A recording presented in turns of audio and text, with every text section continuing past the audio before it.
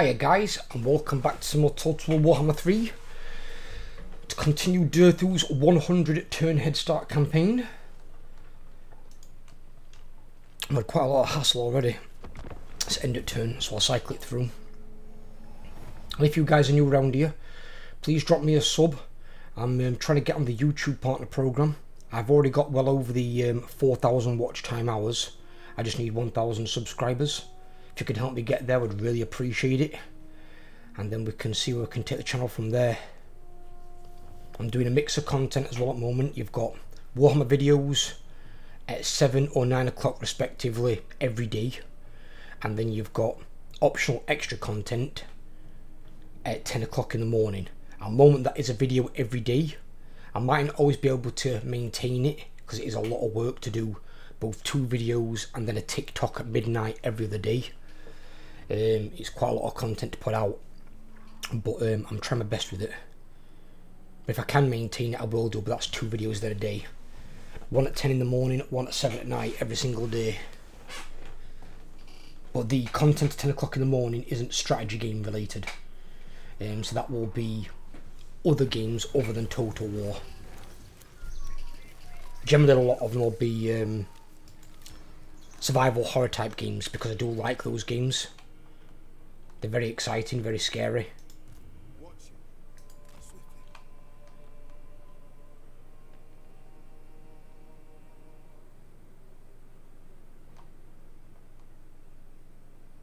Following your orders. Right. I can't move anywhere yet, though, can we? Can we get this anyway?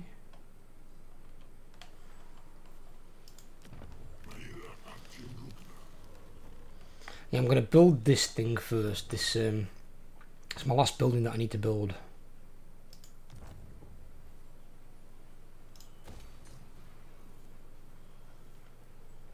I'm going to wait on these for the time being.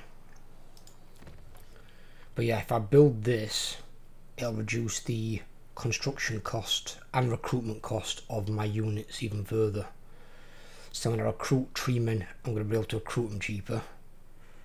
And when I upgrade this, it's going to be cheap because at the moment it's a 16,000, which is a lot.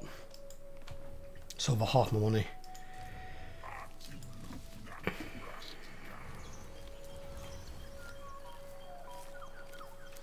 What's this? We don't care about greenskins.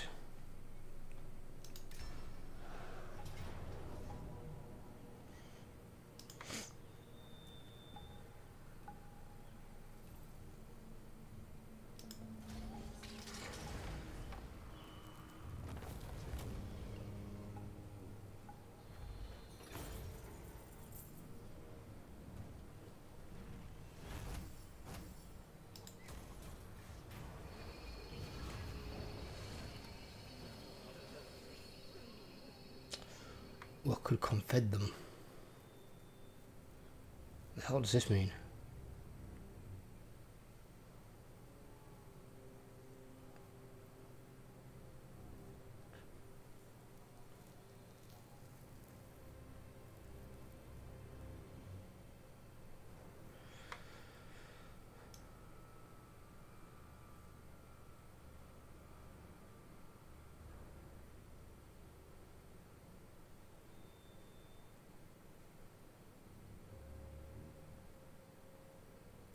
Never get very far in that respect.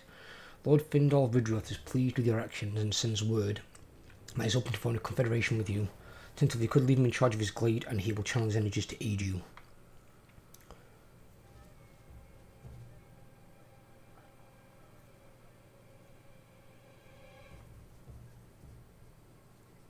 I think I'll actually just leave him as a grove tender.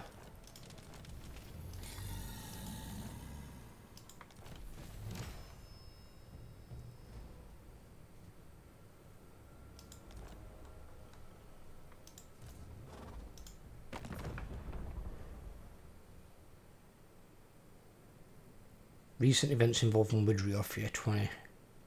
Lord of the woods of Athelloren welcome you. You'd think if it was offering Confederation that would now be completely green, but then you'd think the Military Alliance would be as well.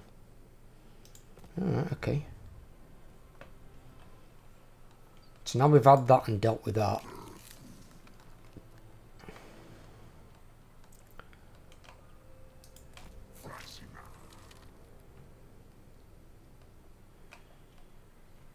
He's our boy. But it helps the tree out as well, the Oak of Ages.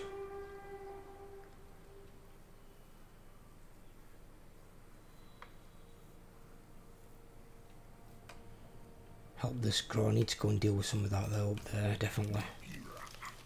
But I can't yet. I can't leave the things. I can deal with the encounters. Can't do much of anything else. Look at that. Oh no, we can get that. Yeah, that's good. We just can get the tree men at higher rank.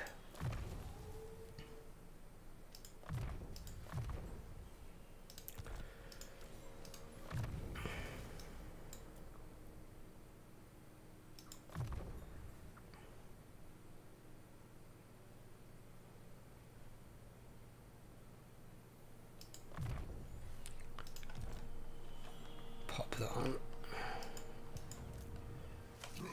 That'll recover in no time.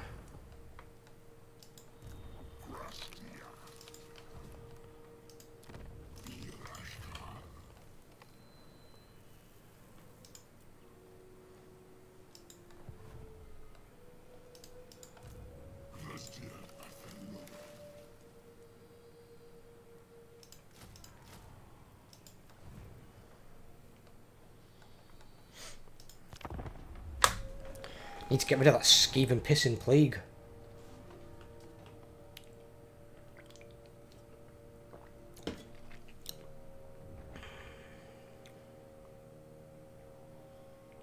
Yeah, if I confederate them, yeah, I'd get control of their tree.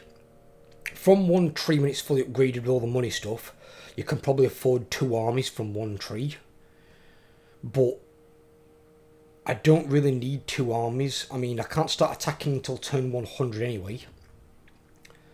Technically, I couldn't confederate them, so I'm actually just doing the right thing there. Because if I'd have confederated them, I would have breached the 100 turn head start rules. You can't confederate somebody until after turn, well, until turn 100. So I couldn't confederate him anyway. But even if I could, it's just, yeah, I would have had to take control of that, redo his entire army because I don't want that army. Probably redo a lot of the buildings. And even then we're going to have like an army sat here protecting it sort of thing while another one goes out. I'd rather him be in charge of it. And then he's still got all the AI cheats that the AI gets. And they're going to get like, what, 75-80% upkeep reduction that I'm not going to be able to get. So they can probably get 3, even 4 armies from one fully upgraded tree. And then it improves relations with them, so we're never going to have an issue there. And it gives the tree some more health. Fucking Skaven with a goddamn plague is a nightmare.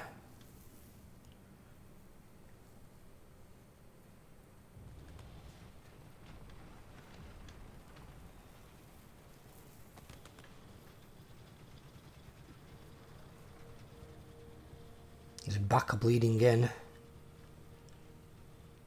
Wonder if he's got a nuke.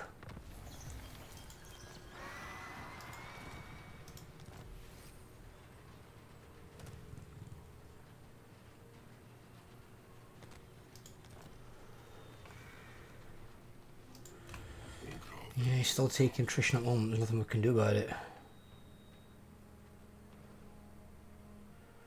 Until this plague fucks off.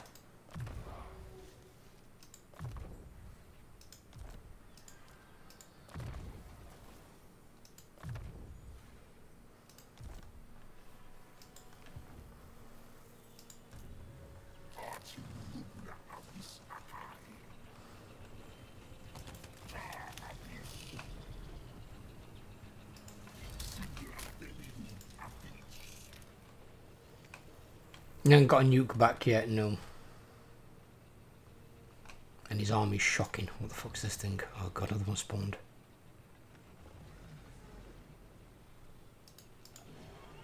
Can I reach that? Yeah, I can.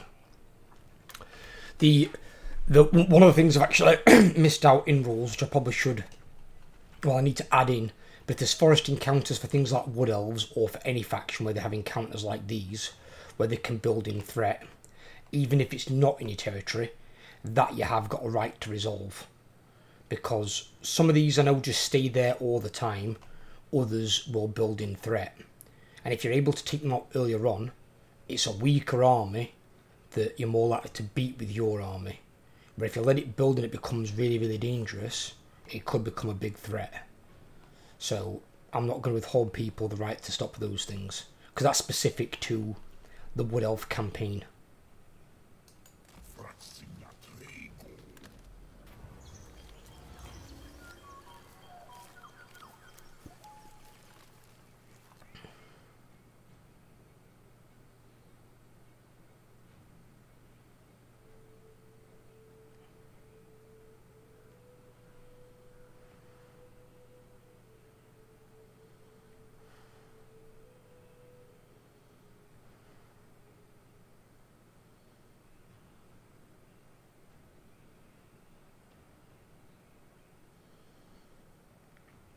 Alright, it's not giving him negative effects, I'll just take them out. Etheric victory. Fucking hell, his army's like mine.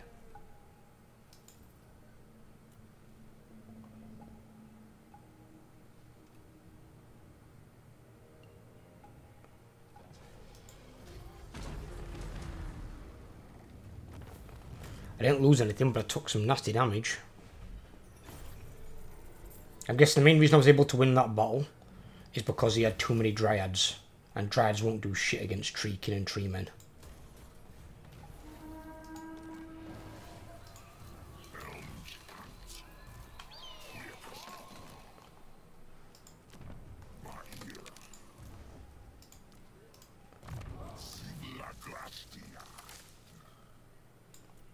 I don't understand why the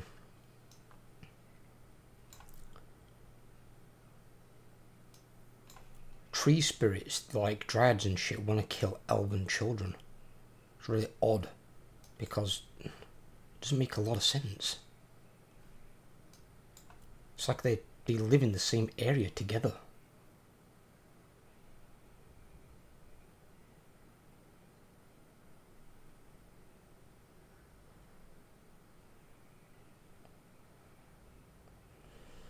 Right, that we do want. We don't need that one, because it's not going to be casting spells. That one's useful. And that one can be as well.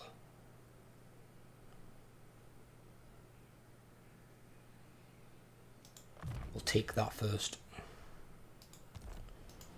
20% ward save for Treekin on 20% physical. On 15% missile. Good God. Disgusting. Bit of shades.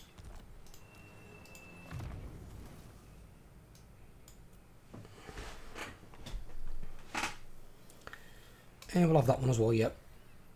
Because that's doing fresh bottles, isn't it? Yeah, as is that one. So more leadership and more physical resistance. Both good things.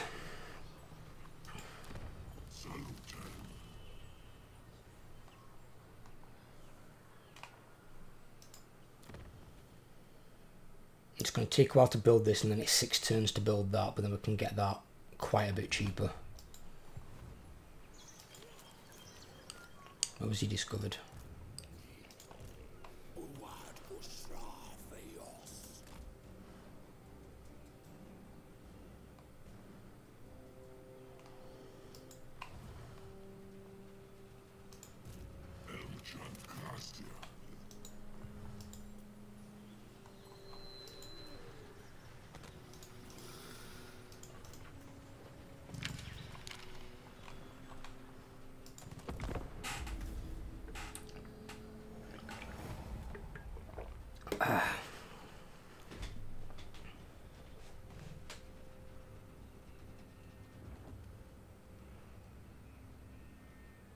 Where did that rat go?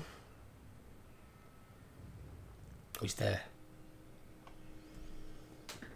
Belendgar.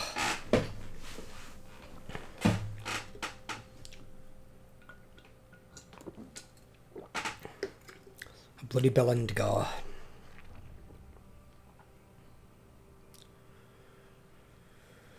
I need to go wipe out Morgul though.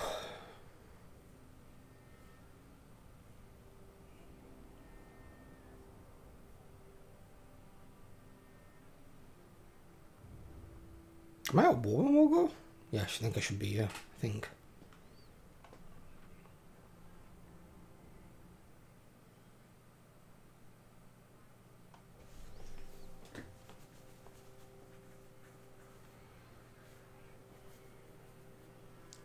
I mean, see, realistically, for like a short campaign victory, I could understand every wood elf having to have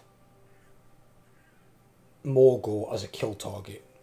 Obviously not sisters because they're fucking miles away, but the ones that are in this wood here where Durthu and Orion start, both of those should have Morgul as a kill target, his faction, because of how dangerous he is to the wood elves.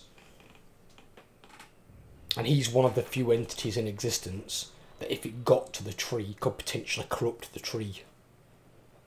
Which is something really hard to do because the tree is like, it's an anti-chaos thing. If it gets to like a full blooming state where it can even push back the barriers of chaos and start to heal the land.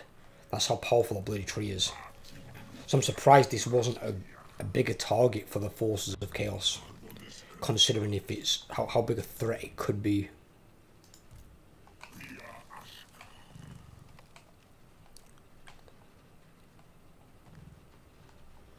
I could attack him, but I can't because my 110 head start rules. I'm attacking the ones around here because I knew they were going to be a threat to this. And it's better to attack than be attacked. You know they're coming for you. Although one did walk into my ambush, I suppose. And the same here.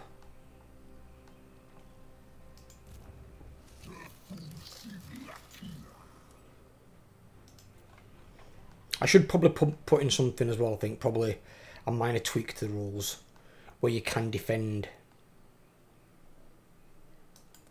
defensive and military allies and even non-aggression pact friends. Or maybe I might make it defensive military allies. But defensive military allies, you can defend them if they're adjacent to you. So you can step into their territory and attack something and defend them. If it looks like they're going to get wiped out or they're going to have a hard time.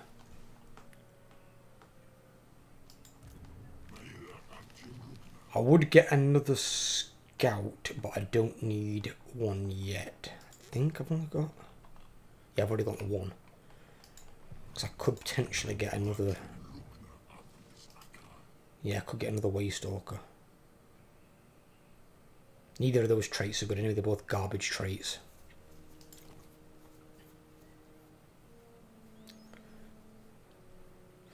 Leader of Spades.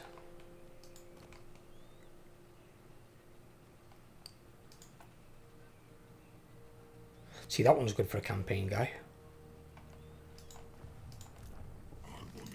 What have we got on ours?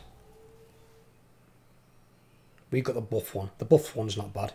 The buff one, the debuff one, or Murderous Spites are all good options for your heroes and your Lord. I'd prefer to have the Murderous Spites ideally for the Lord,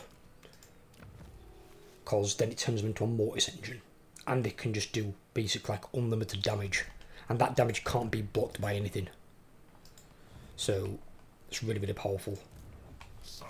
But for the hero, I'm happy them to be like a buff or something, because these branch traits aren't that strong. The main reason they are there is to provide your arm with more casualty punishment. So having like a debuff or a buff within 35 meters that affects either all allies or all enemies, that's something you can put to good use, because you can kind of use them in the same way as like a River Hag Troll. Because River Hag Troll's not particularly strong in combat either, but she's got a nice area of effect, 35 meter range. It's like, I think it's -5 or -6 melee attack or something. And that's not as good as the debuff that the branch wraiths get. They get a much better one. They get the same one that I think Durthu gives it to Treemen. He gives it to Treemen or Tree King, because one gets the buff and one gets the debuff.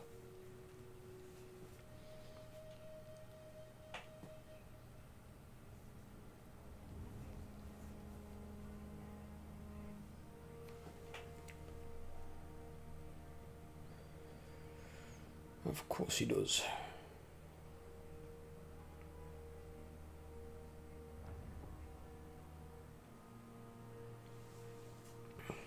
You know, I can't let happen. I can't afford to let Morgor get rolling. While it won't take out much stuff because AI doesn't really use them right, it can recruit very powerful armies later on. If he starts recruiting a lot of Minotaurs, Chaos Spawn, it can become quite a dangerous adversary. And they're armies you don't really want to fight. Oh. Nice.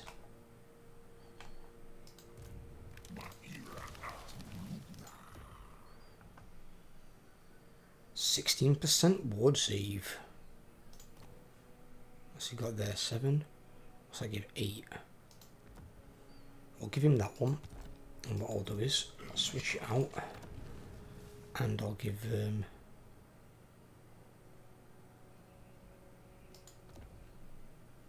okay. And I'll give that one to him. He can have that one.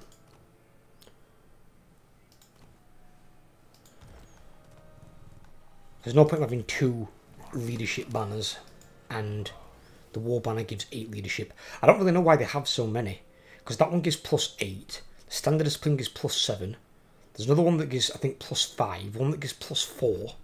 It's like, why? Just have 1 leadership banner. That's the maximum one, so I think it's the war banner +8, and just make it more common. They can show up in every single faction anyway, so... You know, just do that. And then just make some other banners for the other things. It's not that difficult.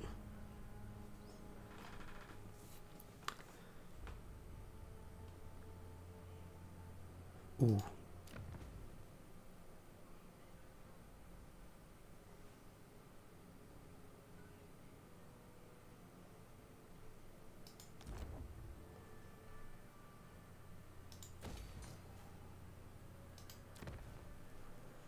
Go. And we've got that one for a little bit more, and these for more money. I can now recruit treemen, but I'm going to wait because I want to get this one maxed out.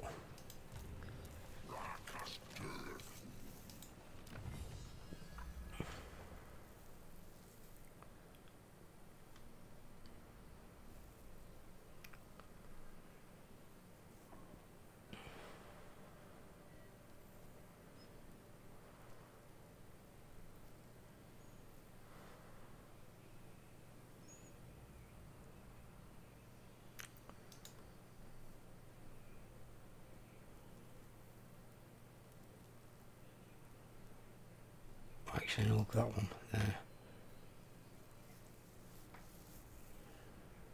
Yeah, we'll go all the way through.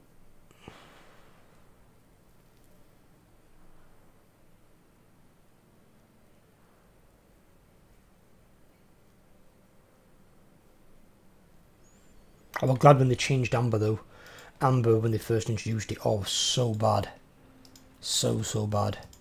Now you just like unlock it and do it for like certain researchers, which is completely fine, but beforehand it was fucking terrible. And I went with Amber because it was trees and stuff like that, and it's like, okay, but that's not something that features in the lore or in the game ever, so let's not double down on a bad mechanic.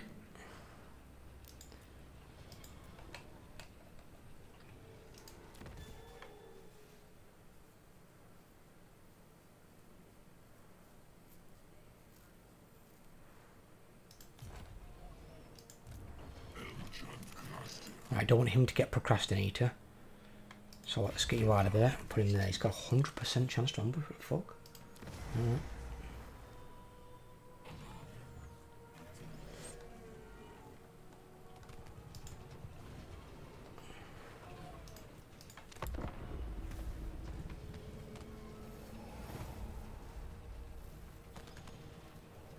At least this campaign isn't crashing. My Volkmar campaign was ruined. It crashed every time I hit the end turn button, so I couldn't do anything with it. But Volkmar's campaign was technically older than this one, because this has had 2 patch updates. It's had the Changeling, Yuan Bao and Astankia all included in this one, but then it didn't have the hotfix to fix the landmark bug that got rid of the building chain for elite military.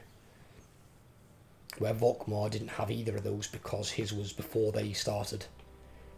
And it's always when like a new faction's added in, the crashes begin.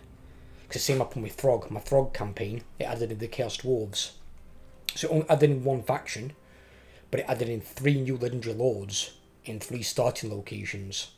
One that's not miles away from Throg, in Astrogoth. And it just kept crashing all the time as well. So realistically, I've got to get the campaigns done in between the big patches. Once they obviously stop releasing content for the game and it's all like, oh no. In fact, no, I can get it in 2 turns, it's fine. Once they've done patching the game, they've unlocked all the land masses and all the new factions in the game, they won't have any more hotfixes and stuff like that. So the game then should hopefully be 99% bug free, with basically no crashes, or like, you know, 1% chance of a crash occurring. But it should hopefully be at its pristine best condition. And then at that point, obviously, then it won't matter how long a campaign takes, because I won't have any of these out-of-date save things. Because by that point, then they'll be moving on to the next game. Well, I'm hoping I'm hoping they will do, since they've realised how much money they can make from a fantasy game, moving on to the next fantasy IP. So either if it's Warhammer 40k, Lord of the Rings, or if they just make a new IP of their own, which they could easily do if they've got someone like a narrative designer who can make a decent story, and they could make like either a single game or a 3-part one out of that as well. There are other options out there, as I've said before. They could do Total War Elder Scrolls, Total War Warcraft. They've all got like Legendary Lord type options they could put in there. I mean, hell, with Elder Scrolls, depending on where they start, they can make that into a 10-part game. To be fair, they could probably do the same with Warcraft as well, in all honesty. If they go back to like Warcraft, Orcs vs Humans, or Orcs and Humans, the very first like RTS game, and build it from there, they could make so many. And where you've got like your raid bosses like Ragnaros, Deathwing, they can all be addable legendary lords that you can play, that have their own armies. It's like Ragnaros can have varying armies of fire elementals, and the other raid bosses that are in his raid can be recruited as generals, like legendary generals. You could do so much with it, so massively much. You really could.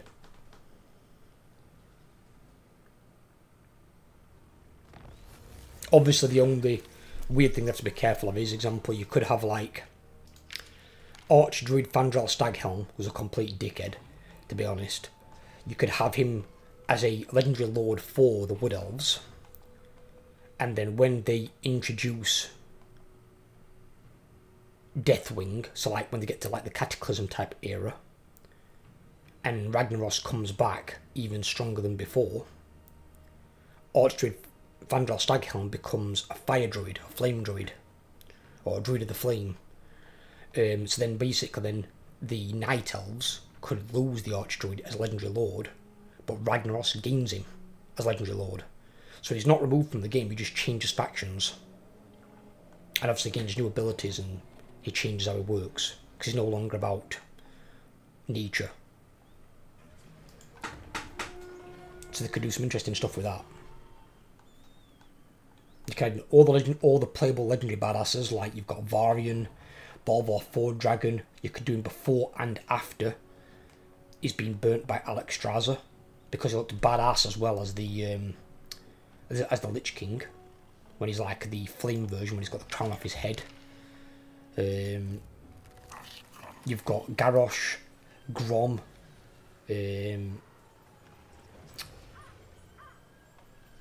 Oh god. Sourfang. Thrall, obviously. Khorne and Bane Bloodhoof.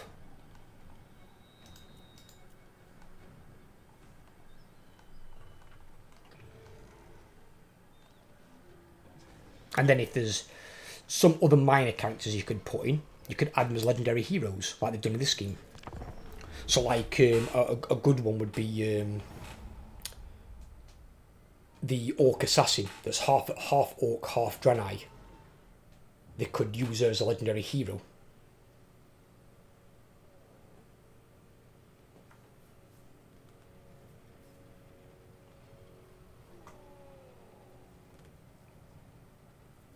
You could have Taranzu leading the Pandarans, as well as maybe Chen Stormstout. Rexar potentially could be a legendary hero to any of the Horde-led factions.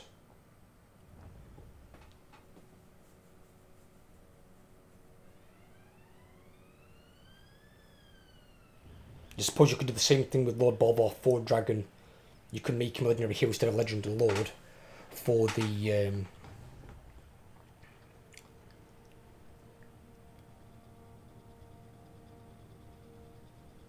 like alliance factions. He could be like Rexar's opposite sort of thing.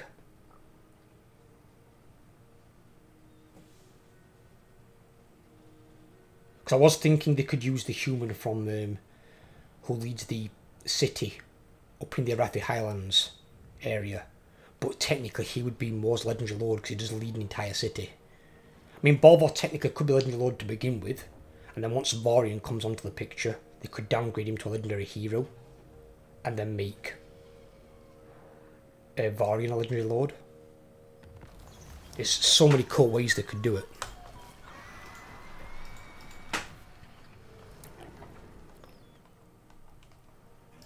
I'm actually not at war with him.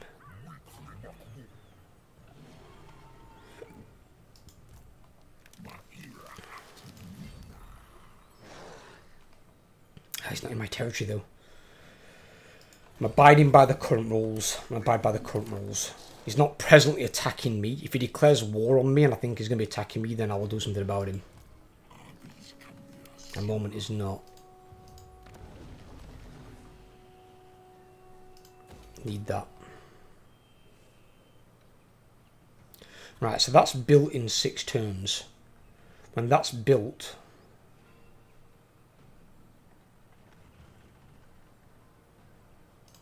just build that as well. When that's built, I can then build this and upgrade it to max level. But it'll take 18 fucking turns. Oh my god, it'll take forever. Then it gets 18 turns on top of 6. Fuck it, I can afford it now, bollocks to it. For it being a bit cheaper, I'll just take it. Because by the time these 6 turns have expired, that only have 12 turns left. I don't want to be waiting that long for it. Why does it take so fucking long to make that to level fucking 18? That's ridiculous. Yeah, I'll just build that now. Forget the decrease. I can use the decrease for recruiting the tree men. And I think you still get, in the like a faction-wide benefit to it? Yeah, there is, yeah. So you get -2% faction-wide as well. Just -8 in the local province. But I've still got buildings to build anyway. Still got to build this. Got to build those. They're not that expensive though. Got to build that as well. Got to build this, haven't we? Yeah. Ooh. Reduces the upkeep of your armies in the region. That's good. So at least your armies that are defending your trees do get some nice upkeep reductions for being at home. So if you're getting 15% on that, you get 20% there as well. That's like 35% less. And you've obviously got the blue tree for the guy himself, where you can get some. What's this one fucking want to do? What? And post bottle. Oh god, that's good. But yeah, you can get the 9% there and the 8% there. You can get some nice reductions in upkeep, to be completely honest, for defending. The 100 turn head start should be relatively easy for most wood elves without these sorts of benefits. Be quite good.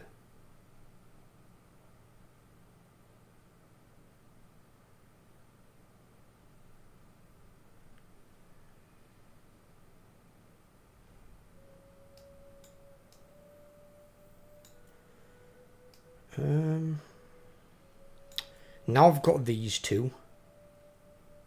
I'll probably get that one next, since it's a passive buff and benefits all my units. And I'll then move into this one, because I want to get the enabled Waken Forest Attrition. I want to get that. I just don't need the Rage of Kurnos, because that's if he's going to be casting spells, which he's not.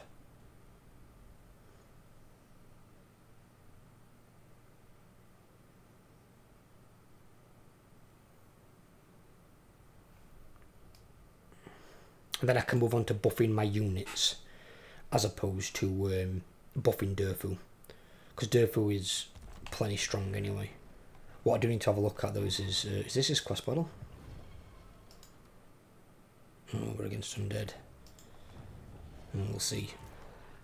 We'll get a tree men first.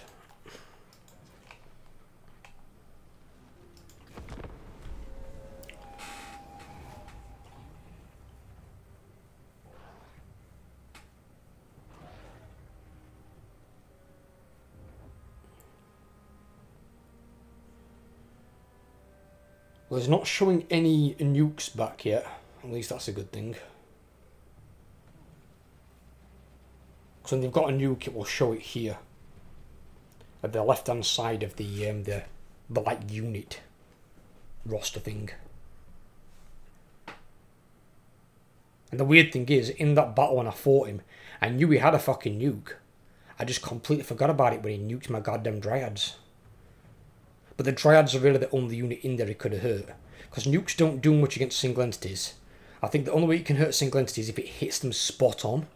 If it hits them spot on, I'm pretty sure it can kill most single entities in one shot. I'm not sure if it can kill all of them, I don't know. It would make sense if it could, I suppose, but you've got to hit it like directly on the head of the single entity. And then for monstrous units like monstrous cavalry and monstrous infantry, because it's only used like 16 to a unit, it does damage but doesn't do that much damage. Where regular cavalry that's not monstrous and regular infantry, it annihilates. So if they've ever got like a massive amount of those in an army, gather them up into like a big mass around like one of your like your lord or something, get them all to surround him, and then, well, obviously it won't be him, but it'd be like a Skaven hero or a Skaven lord. Gather them up around one character who's, you know, his leadership's not going to bottom out straight away and flee like a pussy, and then just drop the nuke on them and pretty much just win the battle.